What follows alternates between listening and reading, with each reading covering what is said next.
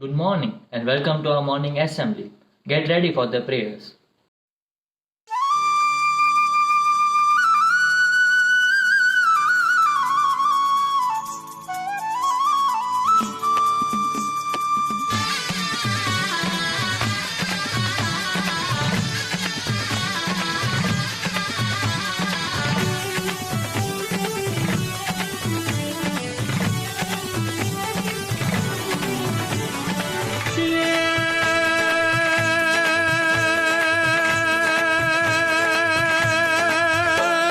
शक्ति के रो सात जटा पर गंग बहे दिन रात डाक डमरू ना डम डमाट शंख ना नाद करे छेवा शक्ति के रो सात जटा पर गंग बहे दिन रात डाक डमरू ना डम डमाट शंख ना नाद करे छेवा शिव ने भजो जीव दिन रात शिव ने भजो जीव दिन रात शिव ने भजो जीव दिन रात शिव ने भजो जीव दिन रात शक्ति के रो सात जटा पर गंग वह दिन रात डाक डमरू ना डम डमाट शंख ना नाद करे छेवा शिव ने भजो जीव दिन रात शिव ने भजो जीव दिन रात शिव ने भजो जीव दिन रात शिव ने भजो जीव दिन रात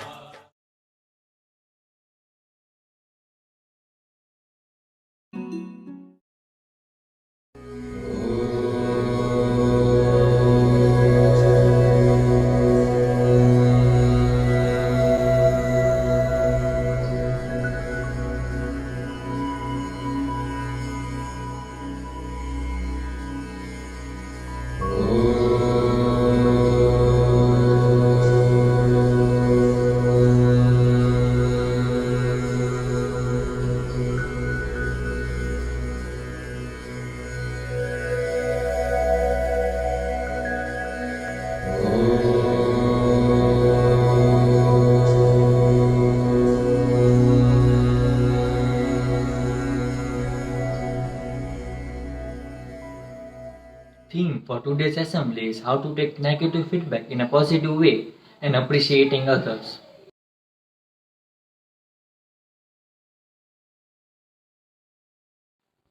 Now Ali from IB1 will give you an introduction on this topic. Any fool can criticize, condemn, and complain, but it takes a character and self control to be understanding and forgiving. Dealing with criticism positively is an important life skill. At some point in your life, you will be criticized, perhaps in a professional way. Sometimes it will be difficult to accept, but that all depends on your reaction.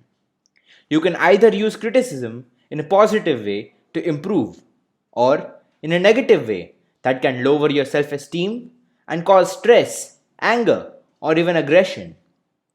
There are two types of criticisms: constructive and destructive. Learning how to recognize the difference between the two can help you deal with any criticism you may receive.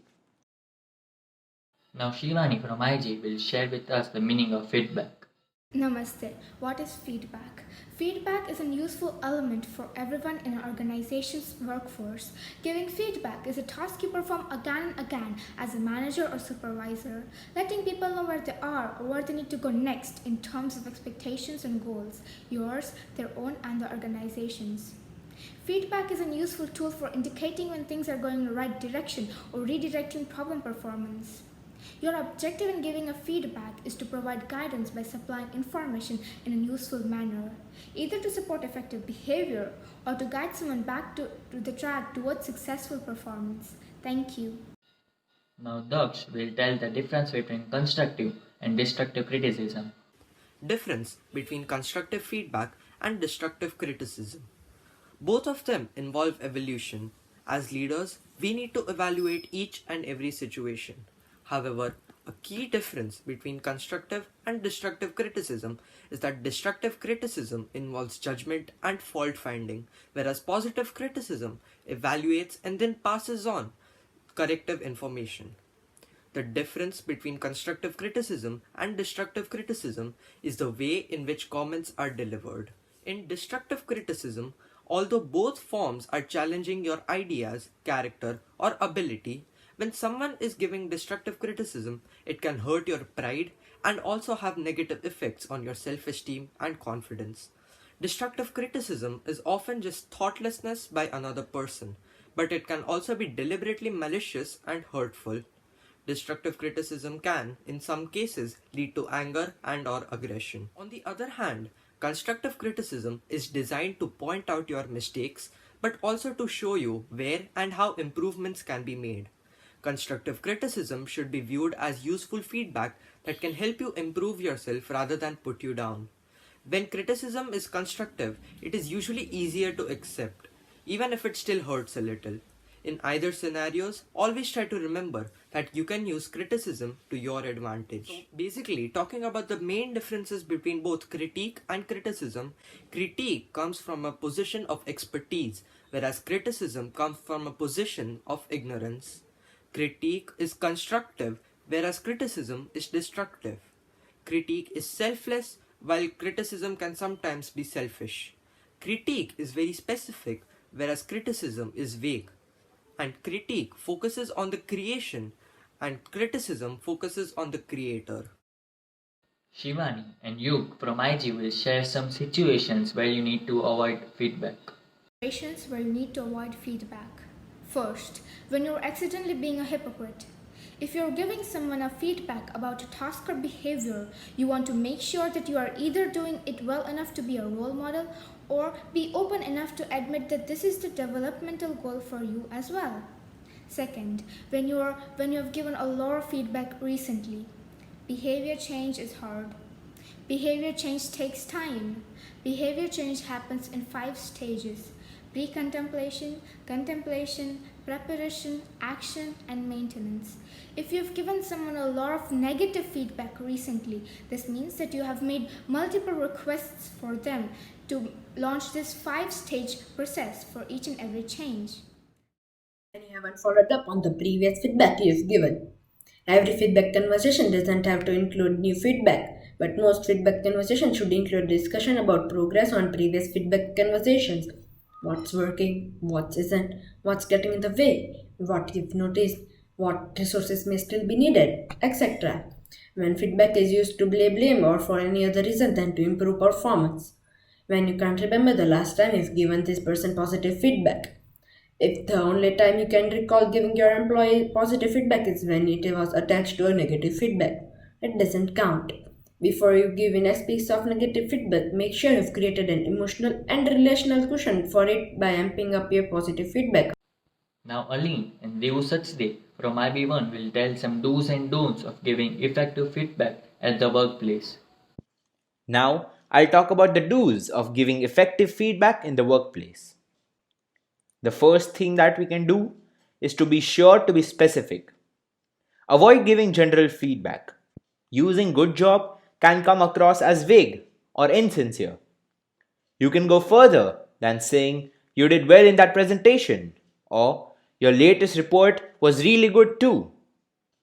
Tell the person what it was about the presentation or the report that really impressed you and why what they did was effective. The same goes for giving negative feedback. Tell the recipient exactly what went wrong and why it was ineffective, and what they can do differently next time so it would come out better. The second thing that we can do is to give recipient a chance to respond. It is important when giving constructive feedback that you give the recipient a chance to respond. Don't assume you know why they behaved or the things that they did in a particular way. Ask them for their take on the situation. There are always 2 sides of a story, and perhaps they had a good justification for doing things in the way they did. It may be that they didn't realize they were expected to take charge on an element of a project, or that they needed to behave in a particular way in a particular meeting. Having these open conversations mean that the person giving the feedback and the recipient will get as much as they can out of it. Another thing that we can do is to consider the recipient's needs. Consider the emotional needs of a recipient and how they might respond to the feedback. Our personality can influence how we react to negative comments. For instance, some people may react more emotionally than others and take things to the heart. Some people may become defensive. It's useful to think about how you can adapt your delivery for the particular individual to make it more effective. Last but not the least, we can give negative feedback in private. If you need to have a tough discussion with someone about things that went wrong on a piece of work or a project or whatever it is, it's important to do it in private, one to one. If you bring it up in front of others, you risk denting their self esteem and you won't be able to discuss it in as much depth as would be helpful. Positive feedback, on the other hand, can be delivered in front of others. It can also be helpful for other employees to know what the desired performance or behavior is. Small acts like this can increase motivation and employees' morale. Now, I would invite Dev Sachdev to talk about the don'ts of giving feedback in a workplace. So here are the don'ts. Number one, don't wait. Feedback shouldn't be something that is given only at annual reviews. No one wants to hear that for all that time they could have been doing something better. In fact, feedback doesn't need to be given formally. You don't need to wait until next week's one-to-one. It can be delivered in the corridor straight after your meeting. If feedback is given as soon as possible after the event, then both you and the recipient are more likely to recall exactly what happened, and the feedback will more impact as a result. Number two, don't sandwich negative feedback between positive messages.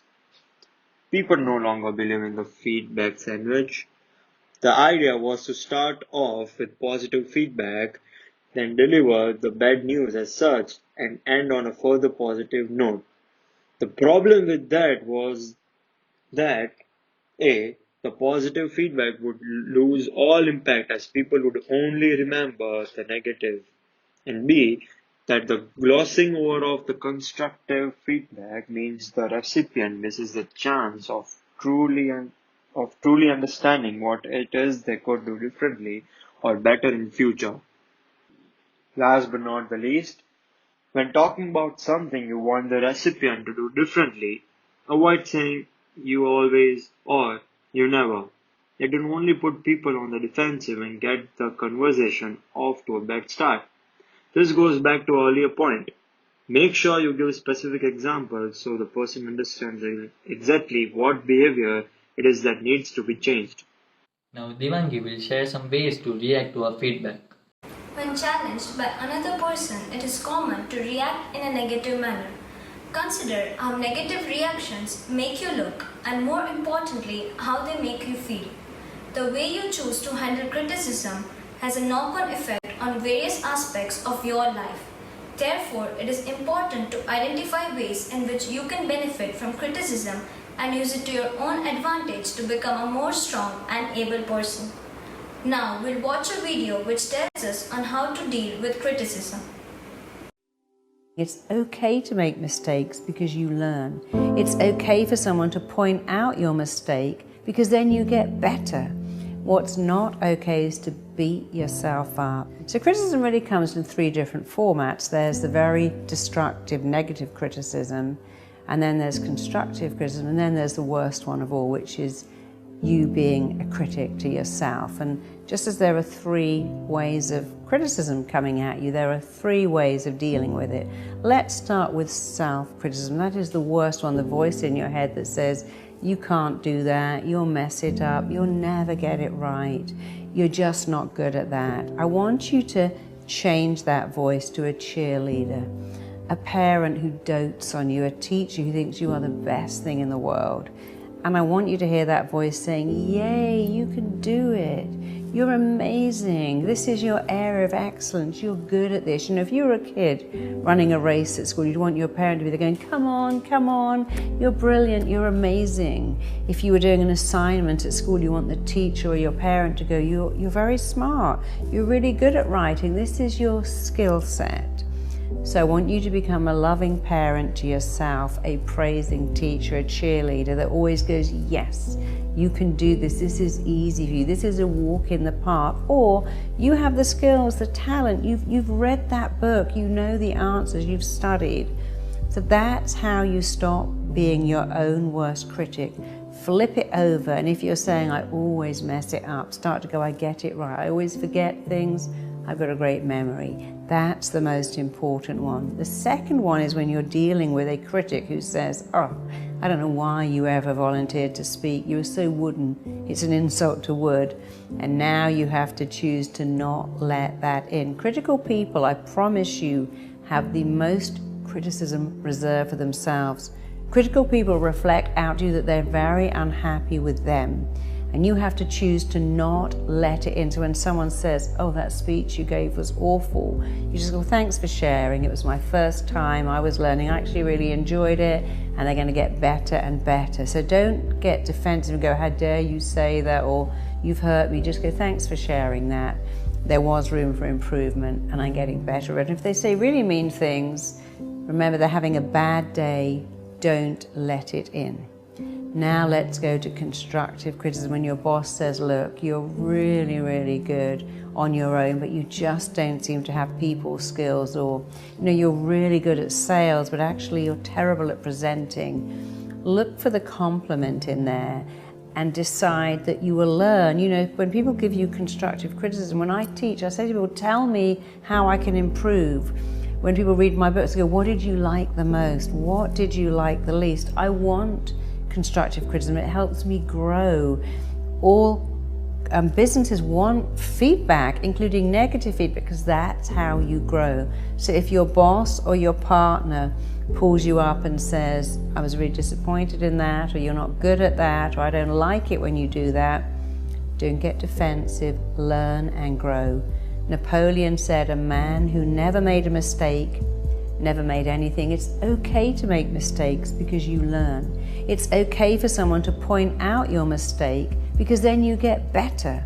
What's not okay is to beat yourself up and give yourself a really hard time for making a mistake. If you make a mistake and you learn and you decide, I'll never do that again, you've now massively enhanced your education and the quality of who you are.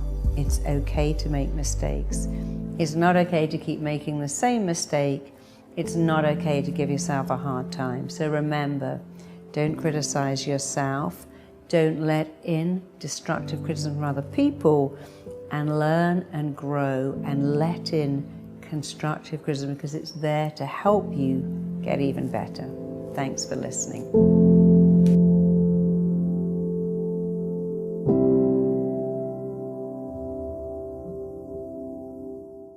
Now Sutreja from IB1 will tell you how to take negative criticism in a positive way. We all make mistakes all the time. It is human nature. As we go through life, we have plenty of opportunities to learn and improve ourselves.